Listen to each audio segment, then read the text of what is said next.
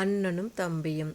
அண்ணன்களும் தம்பிகளும் தன் குடும்பத்தினாலும் நம்பி கெட்டவர்களை பார்த்திருக்கிறோம் அல்லவா? எல்லா சூழ்நிலையிலும் நமக்காக இருந்தால் அவர்களுக்கு நாம் உயிராக இருப்போம். ஒளிவு மறைவின்றி வாழும் உறவுகளும் உண்டு. அண்ணனுக்கு தெரியாது தம்பிக்கு தெரியும், தம்பிக்கு தெரியாது அக்காவுக்கு தெரியும்.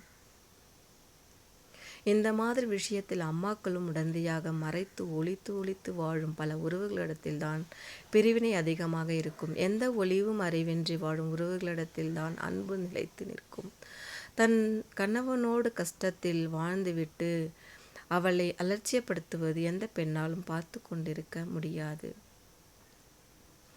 அதனால்தான் பிரச்சனை அதிகம், பிரிவினை அதிகமாகிறது. அந்த பெண் கொண்டு வந்த நகைகள் எல்லாம் சூறையாடும் உறவுகளும் உண்டு. உனது உழைப்பு உன் குடும்பத்துக்கும் கொடு, உன்னை நம்பி வந்தவளுக்கும் கொடு. ஆனால் அவள் கொண்டு வந்த நகையை உன் குடும்பத்திற்காக உபயோகித்துக் கொள்கிறாய். அவன் காலத்துக்கு அப்புறம் அவள் குழந்தைக்காகவும் அவளுக்காகவும் தானே தவிர அவள் தாய் தந்தையர் கொடுத்திருக்கிறார். எந்த சூழ்நிலையிலும் அவளுக்காக உதவியாக இருக்கும் என்பதை புரிந்து கடைசி காலத்தில் பணம் இல்லாமலும் பொருள் இல்லாமலும் அவதிப்பட்டதை பார்த்திருக்கிறோம்.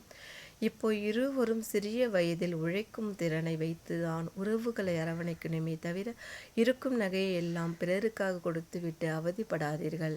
உழைப்பும் திறமையும் உங்களுக்குள் இருக்கும்போது கவலை எதற்கு? உங்கள் சேமிப்பு குறையாமல் பத்திரமாக வைத்திருந்தால் வாழ்க்கையில் எந்த பிரச்சனை வந்தாலும் கடந்து போகலாம்.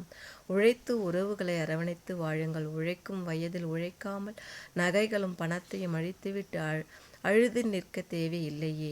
உறவுகள் நடந்து கொள்கின்ற நடத்தையில்தான் வாழ்க்கையே உள்ளது.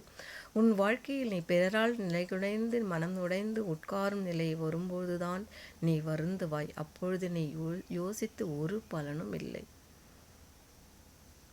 ஒரு பெண் அவளுக்குள் எல்லா பண்புகளும் அவளிடத்தில் கொடுத்துதான் இறைவன் அனுப்பியிருக்கிறார். இதை புரிந்தவர்களுக்கு வாழ்க்கை, புரியாதவர்களுக்கு வாழ்க்கையே இல்லாமல் போகிறது.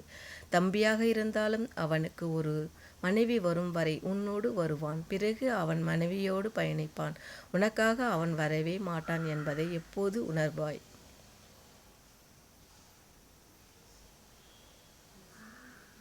திருமணத்திற்கு பிறகு தன் கணவன் வீட்டுக்கு வருவதே அன்பாக வாழதான். கணவனுக்கு நல்லது கெட்டது தெரிய வைத்து அவர் வாழ்வில் நல்லது மட்டுமே நடக்கும்படி அவர்களை வழிநடத்தவே பெண்களை உருவாக்கியுள்ளார். அது தெரியாமல் சிலர் உனக்கு ஒன்றும் தெரியாது, கம்முன்னு சைலண்டாயிரு என்று அவளை வெறும் பொம்மையாக வீட்டில் வைத்துக் கொள்கிறார்கள். எங்கு மீனாட்சி ஆட்சி இருக்கிறதோ அங்கு செல்வ வளமும் பொருள் வளமும் கூடிக்கொண்டுதான் இருக்குமே தவிர குறையாது. அவள் எப்பொழுது நம்பி வந்தவர்களையும் கைவிட மாட்டாள். நம்புங்கள் இறைவனையும் உங்களை சார்ந்தவர்களையும். அன்பென்று சொல்லில் வாழுங்கள், உங்கள் வாழ்க்கை சிறப்பாக இருக்கும். கண்மூடித்தனமாக எல்லோரையும் நம்பி வீணாகி விட்டு பிறகு இறைவனை நாடி குறை கூறுவது சரியில்லை. மனிதர்களை கணிக்கக்கூடிய சக்தியும் வல்லமையும் உங்களுக்குள் உண்டு என்பதை மறவாதீர்கள்.